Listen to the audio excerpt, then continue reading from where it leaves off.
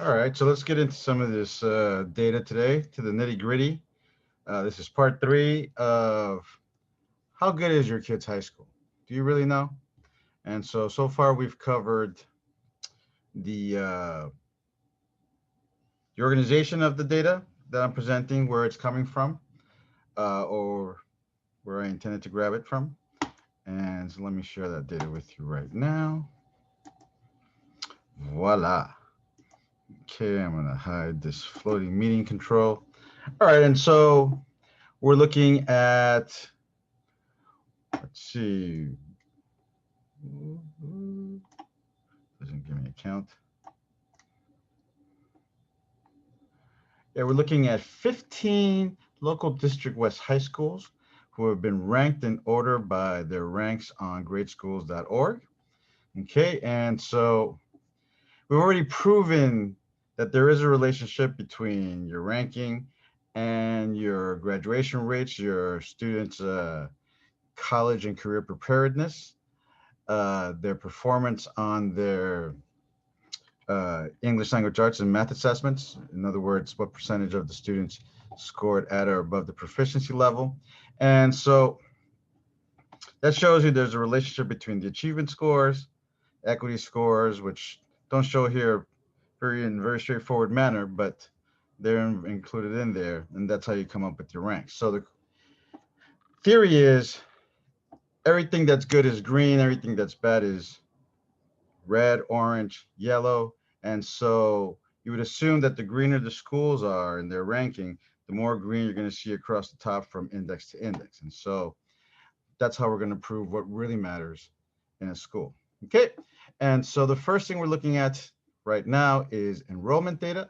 This data is from the 2008-2019 California School Dashboard. And you can see that I treated the smaller the enrollment, the greener it should be, because fewer students, less chaos, less things to look out for. But it turns out that some of our lowest enrollment is at some of our highest achieving schools, our highest ranked high schools. And then we have a whole family of large high schools that are larger than the rest in enrollment, yet they stand in the top half of the group in terms of ranking, whereas those with uh, smaller populations, right? So there are those that break the mold at top with small populations and high achieving. But then you have the majority, the schools at the bottom half of this list with very small populations, yet scoring or ranking very low in gradeschools.org. So to me, what that says is size doesn't necessarily matter, okay, or your enrollment size. This next one was a little bit tricky for me, which was it's coming from the SARC, which stands for School Accountability Report Card, also available online through the CTE website. In this case, because here's our LAUSD schools, they're also available at lausd.net. Uh, Published last year for the year prior, 2018-2019. This is percent of pupils participating in a CTE, so that's career and technical education program. Okay, and you can see that it's once again, there's the one that breaks the mold with a high level, almost 100% of the student population participates in a CTE program, and the percent that graduate and earn a high school diploma is 98% of those that participate, pretty high scores.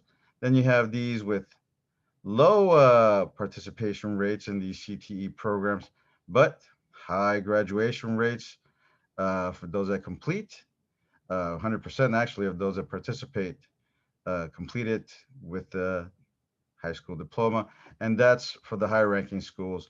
And then you have participation, for the lower ranking schools, which seems to be higher, which appears to be they push them out faster to get into these TTE programs, and still like that, they have a hard time graduating them.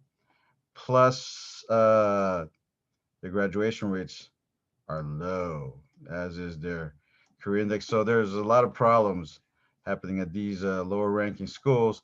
And so it looks like The higher the participation, unless it's one of those unusual high achieving schools, the higher the participation in career and technical education programs of the students at that school, the greater the likelihood that it is a low achieving school. Okay, so you can take that to the bank. We'll do one more looking at UC enrollment. And so while there is some variability in the color, when you look at the numbers close up, they're practically all the same. And so what does this tell you? That because your students participate uh, in UC required courses does not guarantee that a good school is that they're going to, starting with the fact that for the lower ranking schools, lower college preparedness indices were scored as well. So just taking the course and saying, hey, we offer these courses doesn't mean diddly squat. Uh, of course, yes, the more students you have graduating and completing the course load, well, the higher ranking your school is going to be, the higher achieving it's going to be. So taking the courses alone doesn't matter. They have to be understandable, digestible, yet rigorous all at the same time. Not an easy task, but if you signed up for this, this is what you got. Alrighty.